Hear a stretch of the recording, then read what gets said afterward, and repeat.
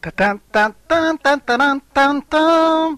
Vu que je suis né la même année que François Fillon, le plus rigolo des clowns blancs de la Sarthe, j'ai grandi dans les années 60. Le jour où on n'allait pas à l'école était le jeudi. La veille au soir, mes condisciples s'étaient fait peur en regardant Belphégor à la télé. Les postes diffusaient en noir et blanc. Il n'y avait peut-être bien qu'une seule chaîne. Le soir, Gros Nounours souhaitait bonne nuit à Nicolas et Pimprenel. Quand il n'y avait pas assez de programme, on voyait se pointer le petit train interlude avec ses rébus. Le dimanche après-midi, Steve McQueen interprétait Joss Randall dans Au nom de la loi. Sur le coup de 19h30, il y avait Thierry Lafronde avec ses compagnons dont je sais les prénoms par cœur. Jehan, Pierre, Judas, Bertrand, Martin, Boussicot et Isabelle.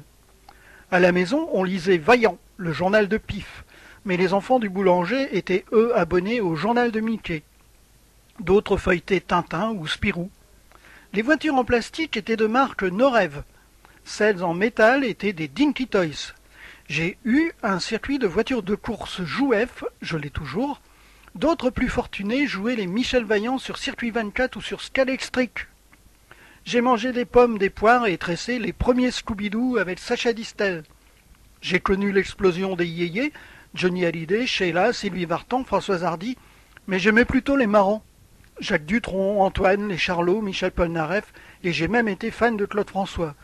J'ai honte quand j'y pense, et puis j'oublie. Au cinéma, mes parents nous emmenaient voir les films avec Jerry Lewis et Dean Martin.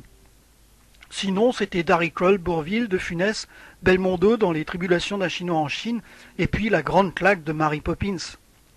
J'ai eu une collection de porte-clés, quand cela a été la mode. J'ai vu sortir en librairie les premiers albums d'Astérix, et lu chez le fils du coiffeur les aventures de Tintin. La trouille avec Raskar Kapak. On avait le choix aussi entre Michel, Langelot, Alice, les Trois Mousquetaires, le Club des Cinq, les Six Compagnons et le Clan des Sept.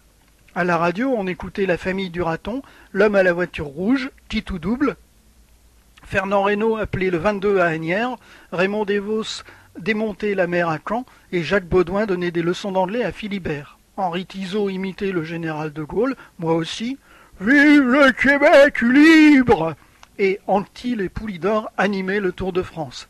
Puis sont arrivés James Bond, les Beatles, Bob Moran, Le Prisonnier et Mai 68. Bref, j'ai grandi dans les années 60.